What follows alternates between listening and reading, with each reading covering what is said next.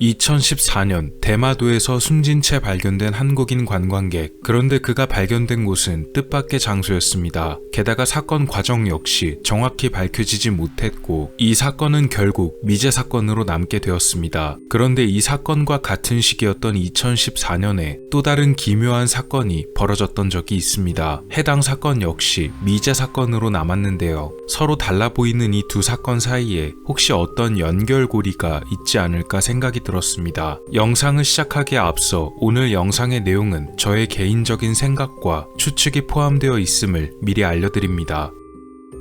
2014년 12월 26일 대마도로 잘 알려진 스시마 섬에 어느 한국인 단체 관광객들이 방문합니다. 영상에서는 편의상 대마도라고 통칭하겠습니다. 이들 일행 중 50대의 송씨는 일본 거주 경력이 굉장히 길었는데요. 약 10년 정도 일본에 거주한 경력이 있었으며 일본의 한 경제 전문지의 한국 지부장이었습니다. 한국 기업에 경제 관련 정보를 전달하거나 취재에 도움을 주는 중요한 역할을 하기도 했다고 합니다. 한창 관광을 끝마친 뒤 송씨를 포함한 일행은 저녁에 술자리를 가지게 되었다고 하는데요. 밤늦은 자정까지도 술자리가 이어졌다고 합니다. 그런데 이날 자리가 예상보다 조금 더 길어지자 송씨는 따로 밖에서 걷다 오겠다며 잠시 자리를 떴다고 전해집니다. 오랫동안 일본에서 살아왔고 언어도 유창했기에 별다른 어려움이 없었을 것으로 보였습니다. 그런데 문제는 그 다음날 벌어졌습니다. 새벽쯤에는 돌아오지 않을까 싶었던 송씨가 다음날 아침까지도 돌아오지 않았기 때문입니다. 일행은 결국 경찰에 실종 신고를 했는데요. 그가 갈만했을 법한 곳을 여러 군데 조사했지만 송씨의 흔적은 찾을 수가 없었습니다. 그리고 며칠 뒤 경찰에 뜻밖의 제보가 접수됩니다. 신원불명의 시신을 발견했다는 내용이었는데요. 장소는 다름 아닌 군사시설의 건물이었습니다. 스시마 방비대 숙소 건물 내부에서 신원불명의 남성 시신이 누운 채로 발견되었다고 합니다. 출동한 경찰의 조사 결과 이 시신은 실종된 송씨의 시신이었던 것이 밝혀집니다. 도대체 어떻게 된 것일까요?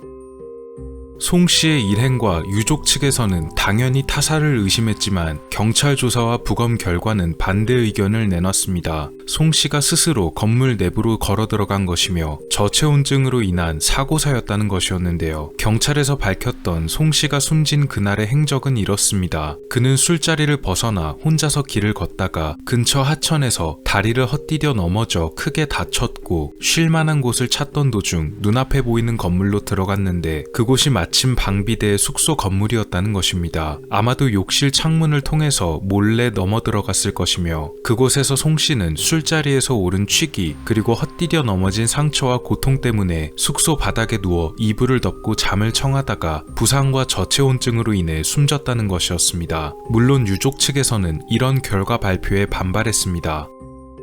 왜냐면 부검 보고서에는 송씨의 몸 곳곳에 알 수 없는 상처들이 관찰되었다고 적혀 있었는데요. 특히 송씨의 직접적인 사인은 저체온증이 아니고 외상성 상해로 인한 것이라고 기록되어 있었습니다. 즉 송씨는 숨을 거둘 정도로 강한 충격을 외부에서 받았다는 이야기였는데요. 경찰의 발표대로 단순히 하천에서 넘어진 정도로는 이런 심한 충격이 전해질 리가 없다는 것이었습니다. 또 머리 피부가 찢어지고 갈비뼈가 부러졌으며 몸을 가누지 못할 정도의 중상을 입은 사람이 스스로 군사시설 내부의 건물에 몰래 들어가서 욕실 창문까지 넘어가며 잠입했다는 것은 도저히 말이 안 되는 상황으로 보였습니다. 하지만 현지 경찰에서는 더 이상의 조사를 하지 않았습니다.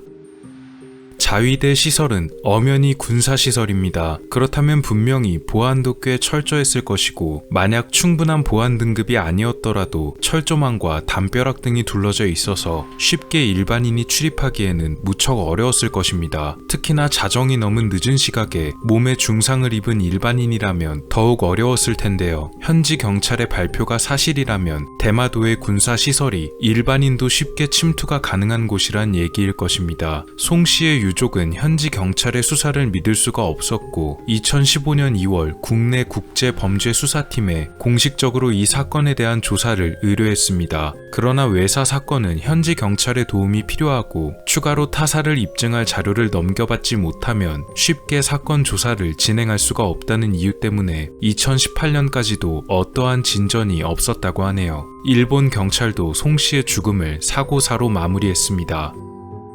그런데 제가 이 사건을 접하고 나서 문득 떠오른 또 다른 사건이 하나 있었습니다. 바로 이 사건과 똑같은 해인 2014년에 벌어졌던 사건인데요. 해당 사건 역시도 미제 사건으로 남아있으며 앞서 말한 송 씨의 사건과 여러 가지 면에서 기묘하게 닮은 점이 굉장히 많은 사건입니다. 이 사건은 2014년 1월 18일 일본에서 벌어졌습니다. 후쿠오카현 기타큐슈시의 한 바닷가에 고무보트 한 척이 해상에 떠다니고 있다는 신고가 해상보안청에 접수됩니다. 이날은 바다에 거센 비바람이 몰아치고 있었습니다. 신고를 받고 출동한 해상보안청의 조사 결과 방파제에서 약 500m 정도 떨어진 바다 위에 신고 내용대로 정체불명의 고무보트가 표류 중이었습니다.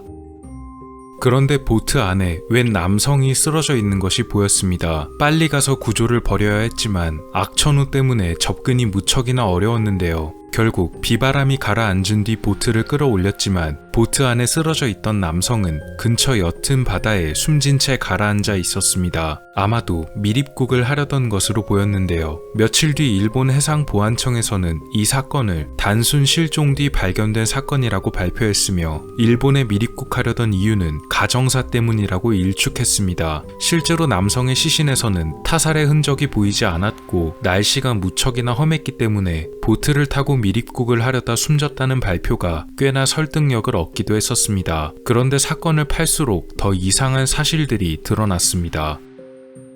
시신의 신원은 당시 만 30세의 남성이었는데요. 그는 일본의 내각부 소속의 공무원이었습니다. 그것도 일본 최고의 명문대인 도쿄대학을 졸업하고 국제관계학부와 경제학 대학원을 졸업한 뒤 2010년 일본 내각부에 임용된 한마디로 엘리트였습니다. 수사 요청을 받은 한국 정부가 밝힌 바에 따르면 그가 입국한 것은 2014년 1월 초였습니다. 그러므로 한국에 들어올 때 정식적인 절차를 밟았기에 굳이 몰래 밀항하듯이 빠져나갈 필요는 없었다고 합니다. 일본 정부에서는 그가 당시 유학을 하던 국비 유학생이었기 때문에 중도 귀국이 불가능하므로 어쩔 수 없이 몰래 출국을 했던 것이라고 설명했지만 만약 그런 사연이 있었다면 정부의 요청에서 일시 귀국 후 재출국할 수도 있었을 것입니다. 또 그의 소지품 대부분이 한국의 어느 호텔에 그대로 남아있던 것이 발견되었고 본격적으로 밀항을 시도하기 전에 숙소를 여러 차례 옮겨 다닌 정황도 발견되었습니다. 어쩌면 밀항을 해야만 했던 또 다른 이유가 있던 것이 아닐까요? 그가 비밀리에 한국을 빠져나가야만 했던 것은 분명 어떤 이유가 있었을 것이 아닌가 싶습니다. 게다가 그가 밀항했던 날짜는 한창 겨울인 1월이었는데요. 한국에서 일본으로 건너가는 겨울 바다는 바람이 무척 거세고 또 해류가 험하기 때문에 고무보트를 타고 밀항하는 것은 무척 어려운 선택지입니다. 그가 발견된 날 역시도 비바람이 거세게 불고 있었기에 이런 점이 더욱 부각되기도 합니다. 특히나 고무보트를 사용해 밀항한다는 것은 결코 쉬운 일이 아닌 것처럼 보입니다. 물론 최근에도 혼자서 제트스키를 타고 한국으로 밀항했던 어느 중국인 남성의 사연이 있었던 것을 보면 그다지 무리는 아닐 것으로 보이기도 합니다. 다만 앞서 말했듯이 무척 추운 계절이었고 정확한 바닷길을 찾아가는 건 역시도 쉬운 일이 아니었음은 분명합니다. 나중에 밝혀진 바에 따르면 그가 맡고 있던 업무는 바로 한국의 남북관계와 관련된 업무였다고 합니다. 어쩌면 그가 공작원이 아니었나 하는 가능성도 제기됐는데요. 왜냐면 일본 정부가 한국에 공조수사를 요청은 했지만 정작 해당 남성의 신상에 대해선 제대로 알려주지 않고 또 수사에도 그다지 적극적이지 않았기 때문입니다. 다만 한국 정부는 그의 본명과 신원에 대해서 어느 정도는 파악하고 있던 것으로 보입니다. 그는 입국할 당시 일본인임을 숨기기 위해서 알렉스 포라는 홍콩계 인물로 가장하고 들어왔는데요. 이후 2014년 1월 6일에 여권을 분실했다며 경찰에 신고를 해야만 했기 때문에 어쩔 수 없이 자신의 본명으로 신고를 접수했다고 합니다. 이 과정에서 그의 신원이 파악된 것으로 보입니다. 언뜻 보기에 전혀 달라 보이는 두 사건이지만 제가 이 두 사건이 연관이 있을지도 모른다고 생각하게 된 계기는 바로 일본 내각부 직원의 변사 사건 때문이었습니다. 정확히 말하자면 제 의문점은 그가 한국에서 일본으로 보트를 타고 건너갔다는 부분에서 출발했습니다. 제 개인적인 의견으로는 그가 일본으로 건너갈 때 처음부터 보트만을 타고 한국에서 출발하여 바로 일본 쪽으로 직행한 것이 아니고 중간 지점까지는 다른 수단을 이용한 다음 그 중간 지점을 경유하여 그곳에서부터 보트를 타고 갔던 것이 아닐까 했습니다. 그리고 제가 생각한 그 최적의 경유지는 바로 스시마섬 대마도라는 것입니다.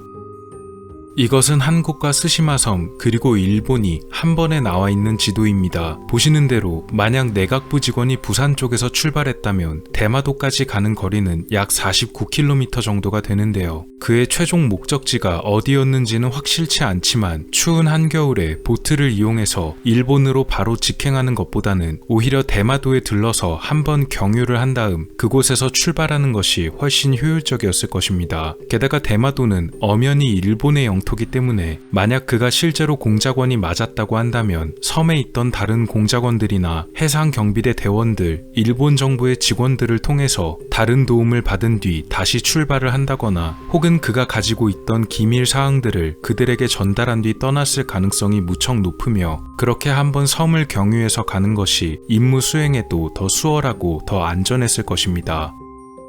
그가 일반적인 공무원이었다면 얘기는 달랐을 것입니다. 그러나 숨진 내각부 직원은 일본 내에서도 뛰어난 코스를 밟은 엘리트에 속하는 직원이었고 남북 관계에 관련된 업무를 담당하는 사람이었습니다. 그런 인물이 한국에 가명을 대고 입국을 한 다음 소지품의 대부분을 호텔에 그대로 둔 채로 어느 날 비밀리에 밀항을 시도했다고 한다면 절대로 일반적인 공무원으로 볼 수는 없을 것입니다. 여기까지 저의 생각을 정리하자면 그 내각부 직원은 아마도 공작원이었을 확률이 크고 그렇기 때문에 일본 정부에서도 수사 요청이나 조사에 관해 무척이나 소극적이었을 것이라고 봅니다. 일본으로 밀항을 할 때도 직선으로 가기보다는 중간에 다른 곳을 경유해서 갔을 가능성이 크고 만약 그렇다면 가장 가능성이 높은 곳은 한국과 무척 가까운 대마도였을 것이라고 생각합니다. 그리고 저는 해당 사건에 관해 자료를 조사하던 중 제 생각을 뒷받침해줄 만한 기사를 하나 찾았습니다. 해당 기사의 내용에 따르면 숨진 내각부 직원은 미립국 브로커와 접촉했으며 한국에서 어선을 타고 대마도 근해까지 갔고 그곳에서 보트로 갈아탔다는 내용이었습니다. 그렇다면 그가 대마도를 경유했을 것이라는 제 예상이 아마 실제로 맞을 가능성이 높다고 생각이 들었습니다.